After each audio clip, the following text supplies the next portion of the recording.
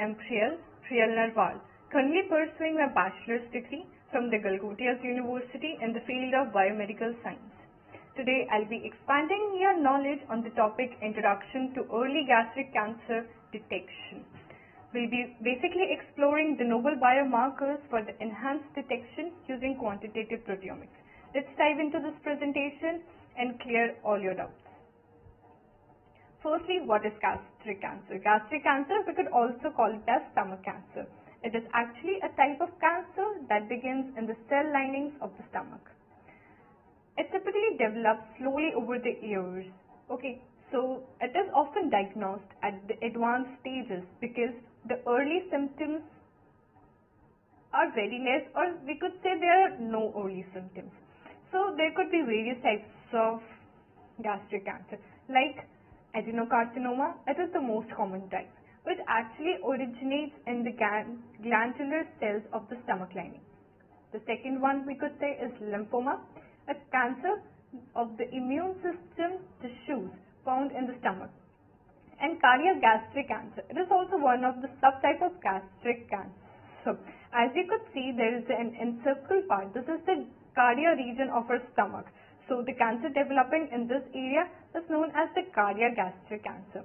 So I would also like to tell you that gastric cancer is the third most common cause of the cancer deaths in the worldwide. It actually succeeds the lung cancer and the colon and the rectal cancer, which are the top most candidates that causes the death in the cancer. So as I've already told you that it does not show any early symptoms, so basically it is diagnosed at the advanced stages. I'll also tell you why it is diagnosed at the advanced stages. Okay. So in this study, we'll be focusing, as my first slide shows, that we'll be exploring novel biomarkers. So these biomarkers here will be NADP-dependent steroid dehydrogenase-like protein and neutral cholesterol ester hydrolase 1. These will be serving as a novel biomarkers for early detection of gastric cancer identified using quantitative proteomics. As I've been saying, these are the biomarkers. So what are actually biomarkers? These are the biological molecules that are found in our blood. They can act as a sign of a health or a disease. So if I were to give you an example, let's say blood sugar. Blood sugar can be a biomarker for you. So when it rises or it exceeds its quantity, means it is in high quantity, the blood sugar level, we could say it could be a sign of type 2 diabetes, isn't it? Another example could be abnormal antibodies found in our blood. They could also act as biomarkers, means it will be a sign that we'll be developing an autoimmune disease, isn't it? So let's say, as I've told you that these biomarkers will help us to diagnose at an early stage. So why it is important for us to detect this cancer at an early stage? So because, say it improves the chances of successful treatment. So when we'll know what we're being diagnosed with, I will be identifying that cancer, this particular type of cancer at an early stage. So it will be very successful or very helpful for us to diagnose it at early, that the chances of survival will be very high for us. So at the later stages, because the treatments becomes very expensive, so the survival rates also become very high. We'll be able to eliminate the disease early. So that will be very helpful for us. So as I've told you that there are no current early detection methods. So it is actually detected at the later stage, right? So it is through endoscopy and biopsy and through different imaging techniques. So what is biopsy? Biopsy is actually will be taking a small tissue sample from a body that will be examining it under a microscope. That helps us confirm if the cancer cells are present or not. Okay.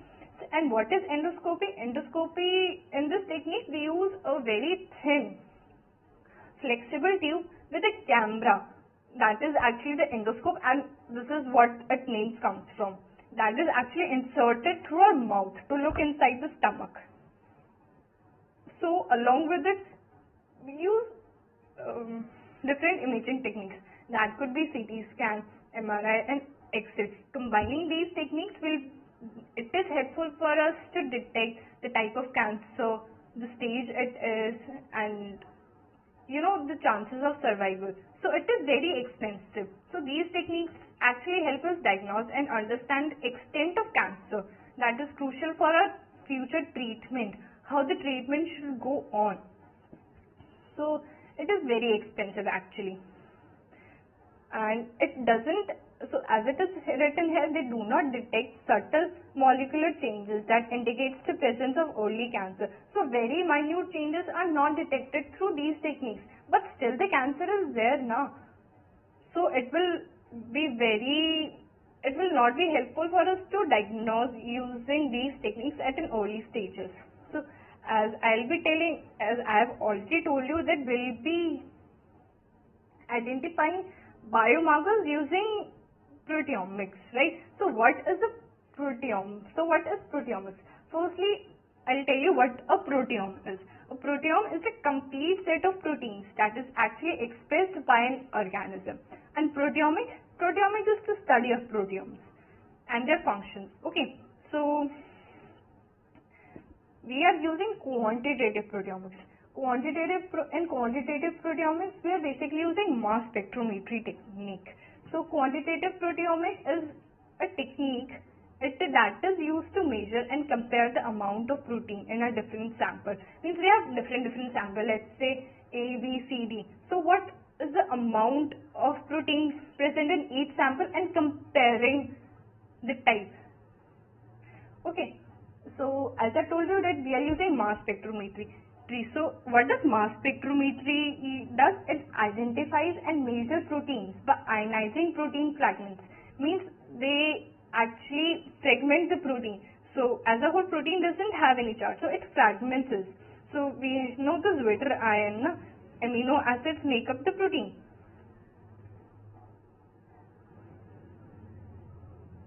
Yeah, good. So in this mass spectrometry, we'll be identifying and measuring the proteins by detecting their mass to charge ratios. Okay, so this will actually provide us a detailed information about the protein quantity that is present in the particular samples or the different samples that we have actually taken for this particular study. So this is the quantitative proteomic technique that we'll be using in this particular research paper. But to identify the essential biomarkers for the detection purpose of the gastric cancer tissue. Okay, and what type of quantitative proteomic technique will be using in this study? That is ITREQ. It stands for isobaric tag for relative and absolute quantification. What is isobaric? Isobaric refers to a molecule that has the same mass but different structure. As we already have studied this in our chemistry, the examples I could give you is like argon 40 and potassium 40 and calcium 40, which have mass number of 40 and atomic number of 18, 19 and 20. Now as I said, T stands for tags. What are tags? They are the chemical labels attached to peptides.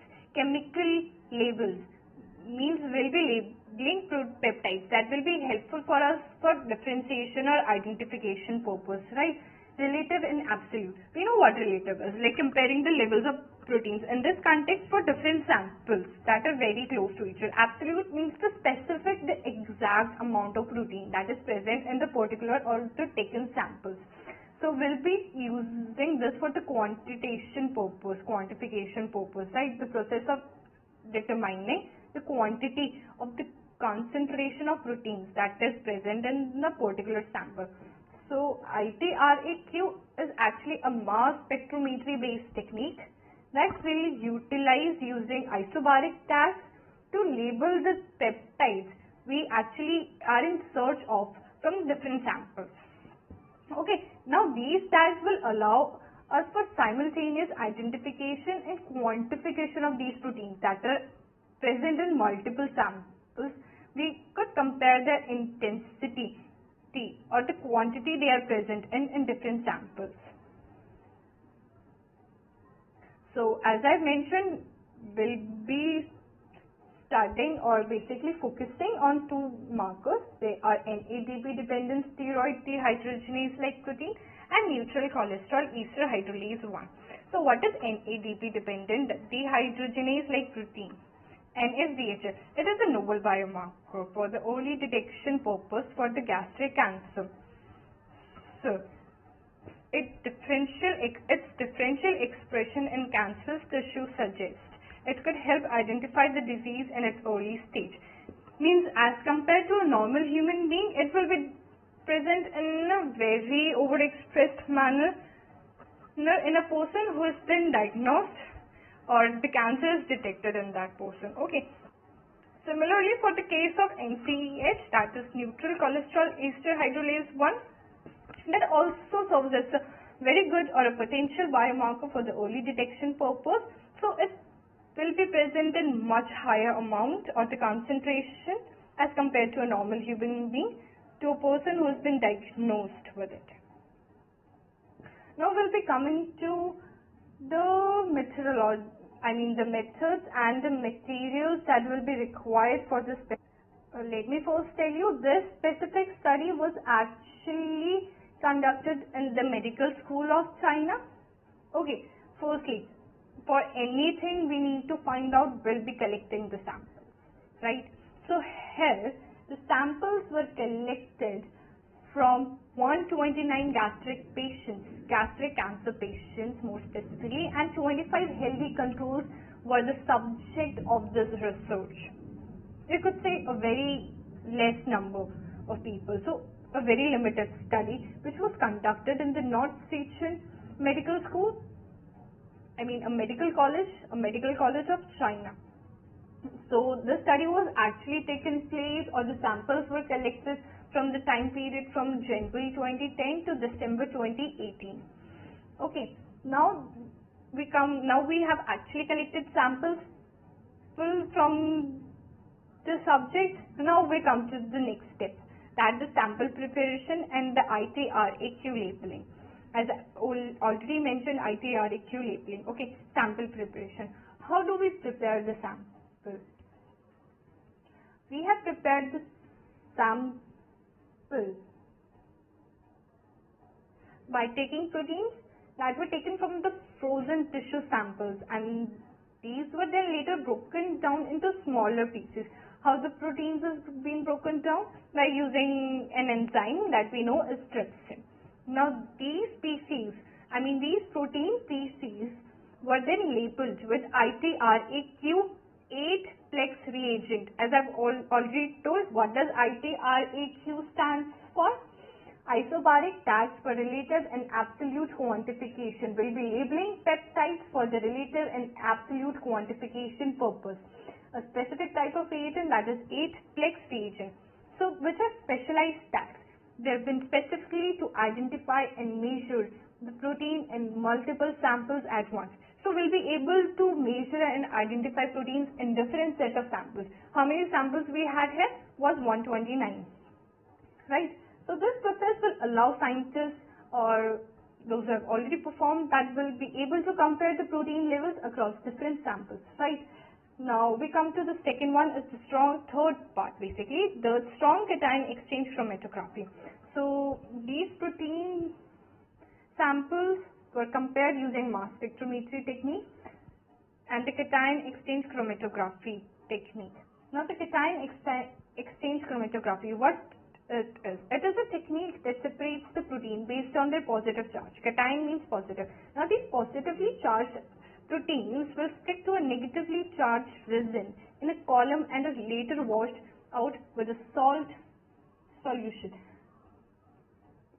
So as I've already told that proteins will be segmented into using mass spectrometry. We'll be measuring it with the mass to charge ratio, as I've already told you, using the charge they'll be acquiring. So through this charge that they've acquired, we'll be separating them with a technique that is known as cation exchange chromatography.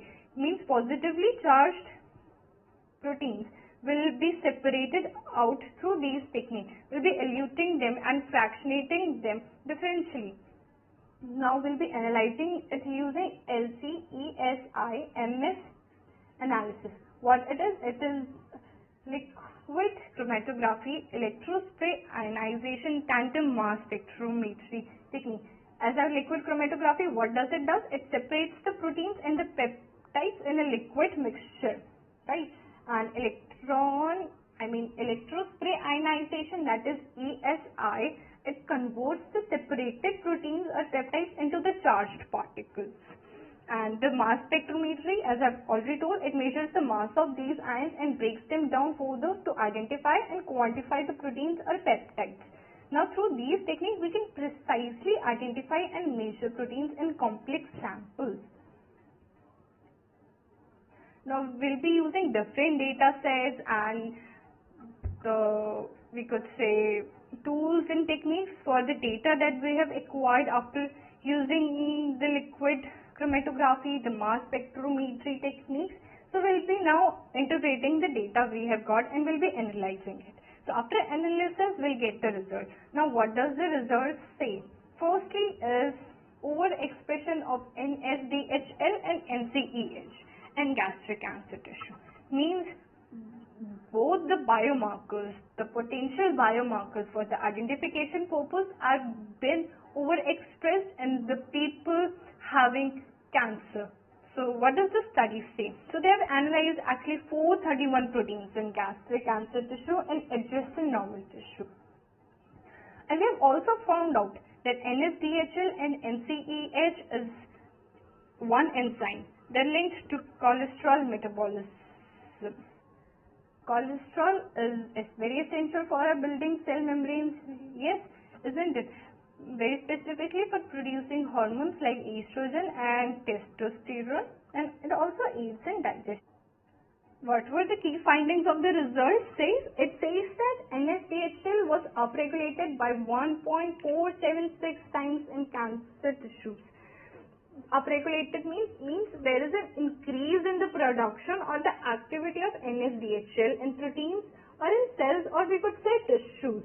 So as compared to the normal the normal tissues, it was upregulated to 1.476 times.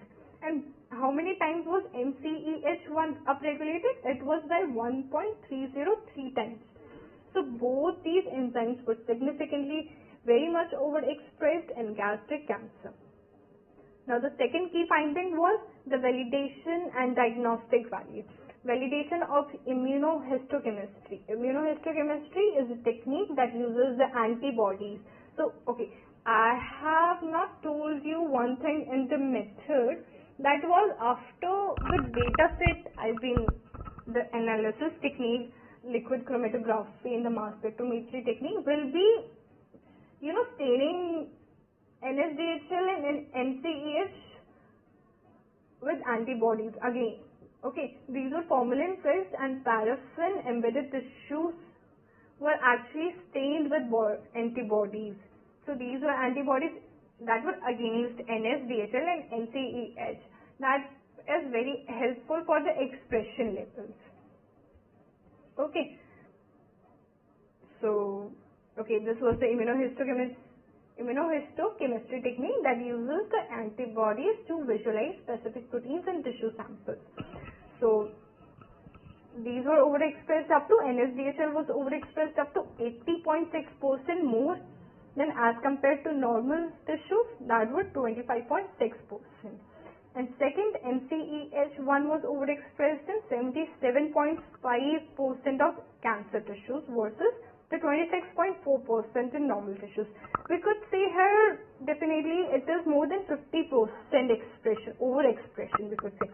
Not just the individual expression was analyzed, but a combined analysis was also done. So it was overexpressed, as a whole they were overexpressed up to 85.7%.